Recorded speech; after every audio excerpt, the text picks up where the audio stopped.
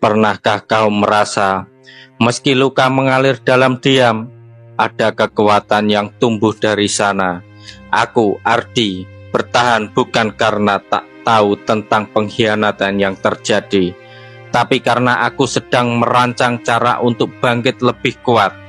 Ini kisah tentang seorang pria yang memilih diam bukan karena lemah, tapi karena aku tahu kadang diam adalah cara terbaik untuk melangkah dengan kepala tegak. Lila bukan cinta pertamaku, tapi dia adalah cinta yang paling ku coba perjuangkan dengan cara paling sabar. Dari awal, aku tahu dia punya banyak luka, dan aku pernah berniat menjadi penyelamatnya. Aku hanya ingin menjadi tempatnya pulang. Hari-hari kami dulu seperti sore yang lembut, penuh tawa yang tak dibuat-buat, dan rencana masa depan yang kami bangun dari obrolan ringan di pinggir kasur. Aku percaya pada cinta yang tumbuh dari kebersamaan kecil, dari kopi yang dibagi dua, dari diam dan tetap terasa dekat. Dan Lila dulu membuatku merasa cukup sebelum segalanya berubah. Perubahan itu datang seperti badai. Ia datang seperti debu, pelan, nyaris tak terlihat, tapi tiba-tiba membuat segalanya buram. Lila mulai memalingkan wajah saat aku bicara, mulai menjawab dengan satu suku kata, mulai memilih layar ponsel daripada percakapan. Aku tahu sesuatu sedang mati dalam hubungan ini, tapi aku terus meniup api walau sumbunya hampir habis. Dan saat aku akhirnya tahu bahwa ada laki-laki lain yang jadi tujuan perhatiannya, aku tidak marah. Yang pertama kali kurasa justru sunyi. Sunyi yang panjang seperti jam 2 pagi di rumah kosong.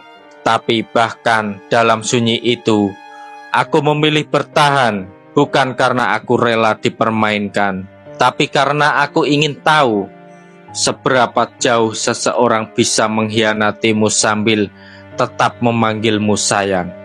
Aku simpan luka itu dalam-dalam, bukan untuk dipelihara, tapi untuk jadi bahan bakar. Karena aku tahu cinta yang tidak dihormati tidak harus dibalas dengan amarah. Kadang cukup dengan pergi di waktu yang paling mengejutkan. Hari-hari setelah tahu kebenaran terasa seperti film hitam putih yang terus diputar tanpa suara.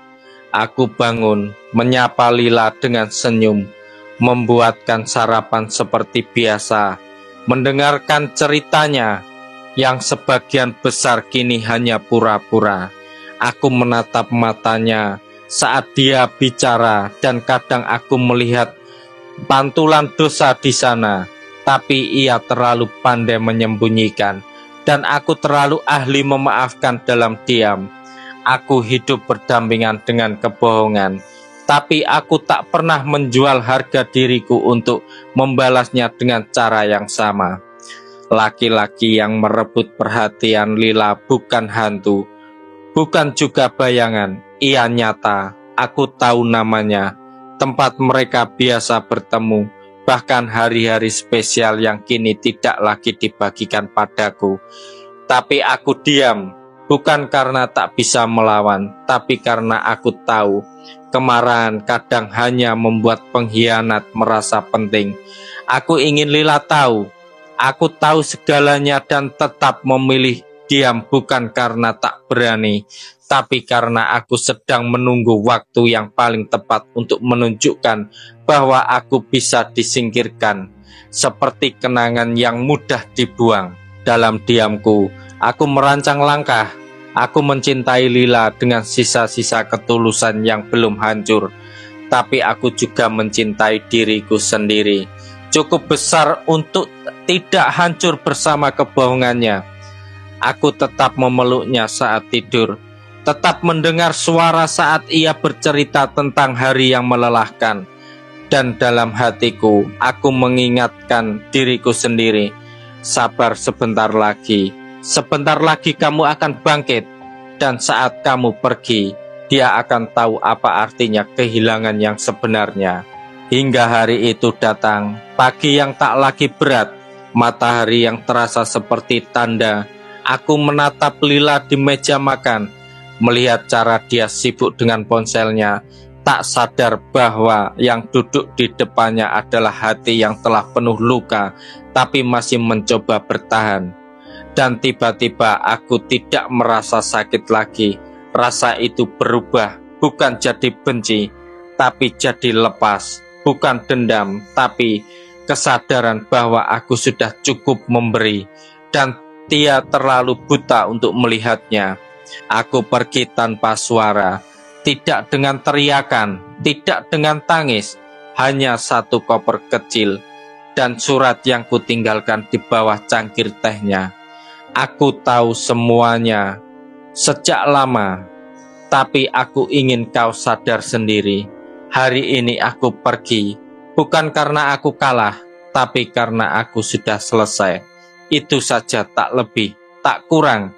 Dan aku melangkah keluar dari rumah yang pernah kusebut surga, kini berubah jadi ruang asing yang membekukan.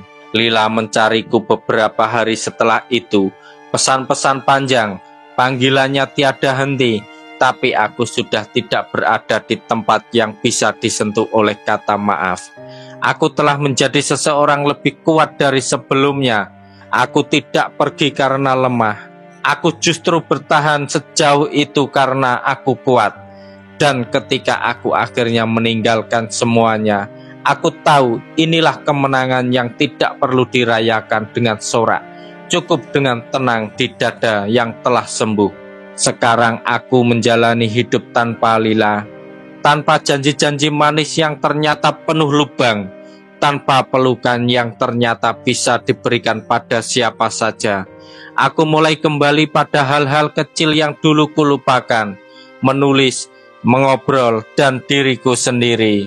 Menyukai kopi tanpa harus memikirkan apakah dia suka rasa pahitnya. Aku mulai membangun kembali ruang dalam diriku yang dulu kuberikan terlalu banyak untuk seseorang yang tak pernah benar-benar menghargai. Aku bukan lagi laki-laki mengemis cinta. Aku adalah laki-laki yang tahu bahwa mempertahankan sesuatu yang menyakitkan bukanlah kekuatan. Kekuatan yang sesungguhnya adalah saat kau tahu kapan harus melepaskan, bahkan ketika hatimu masih ingin bertahan. Dan aku melepaskan Lila bukan karena ia jahat, tapi karena aku pantas untuk bahagia tanpa harus disakuti berulang-ulang. Aku menata ulang semuanya satu persatu, bukan untuk membuat dia menyesal, tapi agar aku bisa mencintai lagi tanpa takut dilukai. Kini aku paham, kepergian yang kupilih adalah hadiah terbesar yang kuberikan pada diriku sendiri. Aku pergi dengan tenang, dengan harga diri yang utuh, dan dengan hati yang tak lagi menunggu. Lila mungkin akan mengingatku sebagai pria yang terlalu diam, tapi semoga suatu hari dia menyadari bahwa diamku adalah bukti dari kedewasaan yang tak pernah dia miliki. Dan aku akan terus melangkah tanpa melihat ke belakang. Pesan moral dari kisah ini, bertahan dalam luka bukan tanda kelemahan, tapi kekuatan untuk memaafkan, melepaskan, dan bangkit. Harga diri tak bisa dibuang hanya demi hubungan yang sudah rapuh. Kadang melepaskan adalah cara terbaik untuk mencintai dirimu lebih dalam, dan itu adalah kemenangan yang lebih berarti daripada sekedar membalas dendam. Jangan lupa kalau suka video ini kasih like, komen, dan share ke teman-teman kalian. Dan pastinya subscribe untuk konten-konten cerita seru berikutnya.